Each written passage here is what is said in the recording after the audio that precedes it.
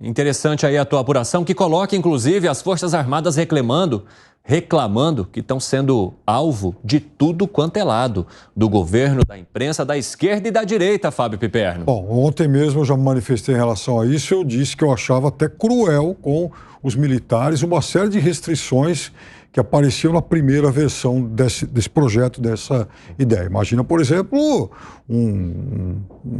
alguém da aeronáutica estudar no ITA, o governo, inclusive, está investindo nele. Sim. Aí ele não pode trabalhar num órgão do governo porque existe esse novo texto, esse novo cerceamento. Então, em relação a isso, eu fui frontalmente contrário.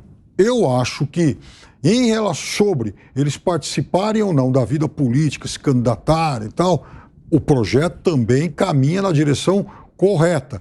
O presidente da República, ele é o chefe supremo das Forças Armadas. Imagina, você vai para um partido de oposição, você fica lá 4 anos falando, sujeito, é isso, aquilo, aí você volta, acaba o seu mandato, você volta lá para sua força, para caserna, o presidente é reeleito e você tem lá um opositor. Acho esquisito isso.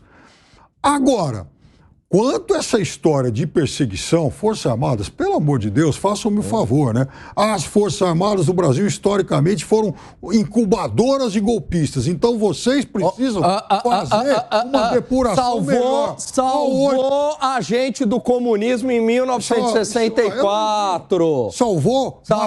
Matou gente, foram assassinos. Em 1964. Foram assassinos, foram bandidos fardados. Ou a gente torturaram, foi ruim a ditadura, a gente poderia cair numa ditadura de esquerda, a lá Cuba, que é muito pior. Os outros foram covardes, foram assassinos. Agora, isso não quer dizer que sejam assim para sempre. E eu imagino que essas novas gerações enxergam de uma forma diferente. Olha, sobre o 8 de janeiro, todos os fardados que participaram têm que ser rigorosamente punidos. Aliás, prenderam um general...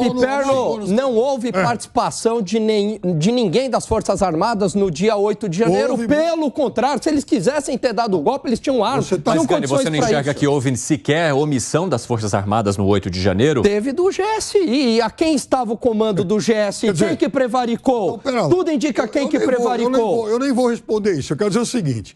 Existe um desejo. Da base existia. Mas desejo não é crime. Aquela turma toda que passou, por exemplo, pelos celulares do Coronel Cid, essa turma, então, tá limpa no pedaço. Mas não houve, de fato, uma tentativa de golpe de Estado. Havia um desejo da base, mas o alto comando não comprou essa ideia. Inclusive, tinha até um próprio diálogo do Cid com o Lawande falando isso, que o alto comando não compraria essa ideia. Então já vamos dividir uma coisa. Você pode dizer que institucionalmente não participaram. Exato, que é o que interessa. Ok, agora, que tem uma penca de fardados que se articularam para isso é inegável, inclusive o Lawande. Fala, Segré. Você sabe que essa sensação, quando eu escuto o Piperno falar da ditadura e tal, que foi uma época nefasta para a América Latina. Exatamente, gente. Eu preciso deixar muito claro que foi um período sombrio, violento, nefasto. Nefasto. Não dá para passar pano para ninguém. Não dá. Eu só quero deixar bem claro aqui, desculpa, Segré, concordado. Eu sempre falo isso aqui, foi ruim, nefasto, mas poderia ter sido um mal ainda maior. Mas eu acho que é injusto, porque muitas das pessoas que hoje estão nas Forças Armadas não só não participaram, como não estariam de acordo hoje com essa sensação. Eu falei agora, os mais jovens quando a gente fala das Mas você acha que está havendo, então, uma generalização, ou seja, todos aqueles, mesmo aqueles que não concordam, estariam pagando por esse julgamento que vem de todos os lados, da direita, da esquerda, da imprensa e do governo, Gustavo Segré? Eu acho que não ajuda a pacificar. Eu entendo a veemência do Piperno, mas falar das Forças Armadas em função do que aconteceu no ano que eu nasci, me parece que é uma questão muito ampla, porque... Vamos lá. Você está dizendo todas as Forças Armadas, ditadores, vagabundos e tal, mas muita gente que participou já faleceu, inclusive. Perfeito. Tem muita gente que começou a estudar e se formou nas Forças Armadas muitos anos depois e hoje não compactuaria com isso. Perfeito. Então, se a gente fizer esse recorte, tirar só 64, seria um fato isolado e aí eu cometeria o pecado da generalização. É verdade. Ok. Mas quando eu disse que é uma incubadora de golpistas, eu estou dizendo que historicamente foi assim desde a proclamação da República. Sempre foi assim, né? No começo, no primeiro no primeiro governo republicano, nos anos 20, nos anos 30, tentativa de derrubar o Juscelino, nos anos 60, nos anos 70, parte dos 80, e hoje aí uma parte aí... Mas, Piperno, quando a gente faz isso, permitiria a mesma generalização dizendo que as universidades públicas são uma incubadora de esquerdistas. E não é correto. Bom, primeiro, a gente não pode fazer isso. Esquerdista não é golpista. Não, tudo bem, mas se a gente avalia os distúrbios da história da humanidade, o comunismo deu muito mais prejuízo que o capitalismo e até que as Forças Armadas. Essa é uma outra confusão. Mas me permite uma questão. Esquerdista é comunista. Então, me permite outra questão. Quando você menciona, com alguma lógica, que não teria muita lógica que uma pessoa saia das Forças Armadas para ocupar um cargo e volte sendo opositor ideológico do presidente, a minha pergunta é, por que o político pode fazer isso? Porque eu lembro, o Geraldo Alckmin, vice-presidente, tratar de corrupto o presidente. E ele hoje é vice-presidente.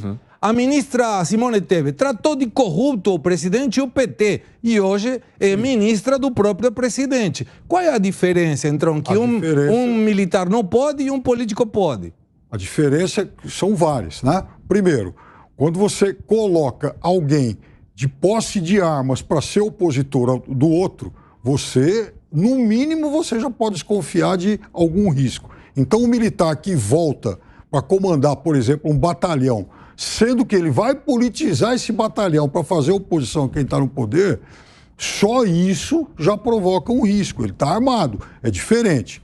Outra coisa, a Constituição diz que o presidente da República é o chefe dele. Senhor. Né? Então, são muitas diferenças em relação, por exemplo, a nós. Ô, Piperno, mas essa politização, ela pode acontecer ele estando no cargo ou não, porque as ideias estão aí. Então, não é isso que vai impedir uma politização. Ele ocupar o cargo, ele vai votar com essas ideias. O fato de ele ter ocupado um cargo num partido político, um cargo no Congresso, é diferente daquele que só está defendendo ideias e que nunca participou de nenhuma... Então, vamos pegar 1964, como você gosta de citar. Eles não estavam ali no poder. Ué. Como eles não estavam ali no poder? Ué, não houve 1964? Não houve o golpe? Sim. Tá. E eles ocupavam efetivamente o poder antes de 64, é isso? Esse é o meu ponto. Não, o fato é que uma coisa não elimina a outra. Então, é isso que eu estou falando. O fato deles estarem ou não vai mudar. A politização é ainda pior.